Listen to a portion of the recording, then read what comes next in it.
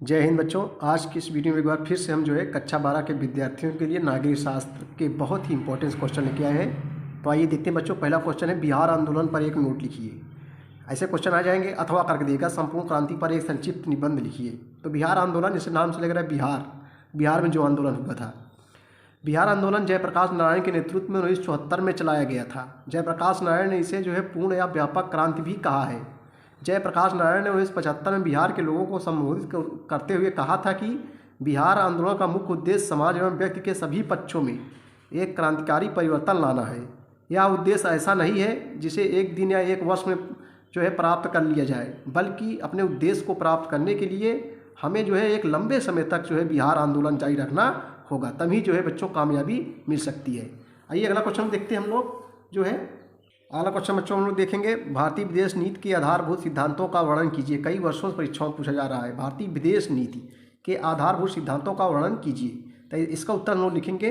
देखो, स्वतंत्रता प्राप्ति के पश्चात भारत ने अपने को जो है शीत युद्ध की खेमेबंदी से अपने को दूर रखा। शीत युद्ध बच्चों क्या है?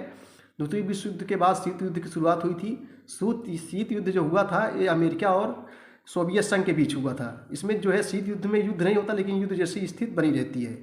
तो स्वतंत्रता प्राप्ति के पश्चात भारत ने अपने को शीत युद्ध की खेमाबंदी से अपने को दूर रखा और गुटनिरपेक्षता की नीति पर चलने का निश्चय किया। गुटनिरपेक्षता में होता है किसी गुट में शामिल ना होना, यानी न तो सोवियत संघ में ना तो अमेरिका में।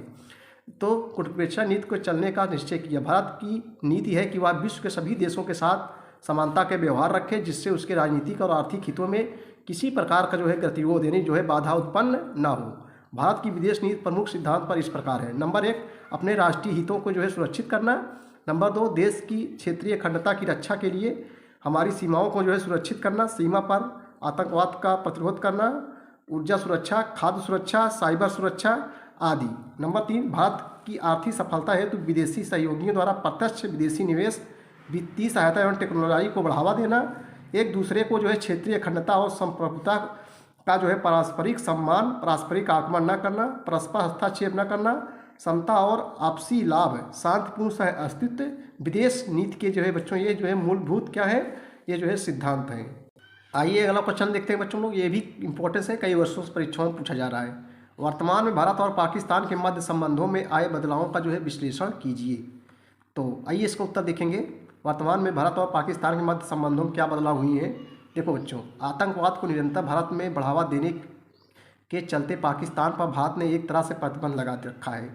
अब भारत पाकिस्तान से जो है किसी स्तर पर कोई वार्ता नहीं कर रहा है, बल्कि उसे उसकी आतंकी गतिविधियों के फलस्वरूप भारत एक बार सर्जिकल स्ट्राइक और एक बार एयर स्ट्राइक कर चुका है।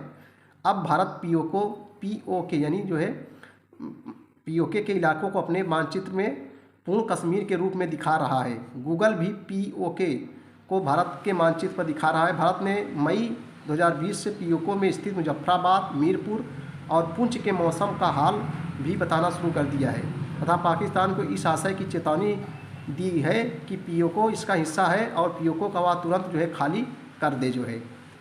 नेक्स्ट क्वेश्चन है, नेहरू विदेश नीति के संचालन को स्वतंत्रता का एक अनिवार्य संकेतक क्यों मानते हैं। अपने उत्तर में 2 कारण बताइए और उनके पक्ष में उदाहरण भी दें, अथवा भारत की विदेश नीति बनाने एवं लागू करने में पंडित जवाहरलाल नेहरू की भूमिका का वर्णन कीजिए। आइए इसको बच्चों उत्तर देखते हैं हम लोग।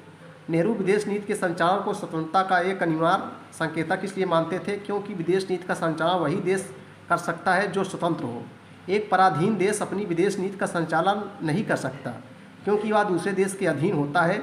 जैसे 1947 से पहले भारत स्वयं अपनी विदेश नीति का संचालन नहीं करता था, बल्कि ब्रिटिश सरकार करती थी, क्योंकि भाई जो गुलाम है, जो देश जो है वो अपना जो है विदेश नीति नहीं लागू जो है कर सकता है।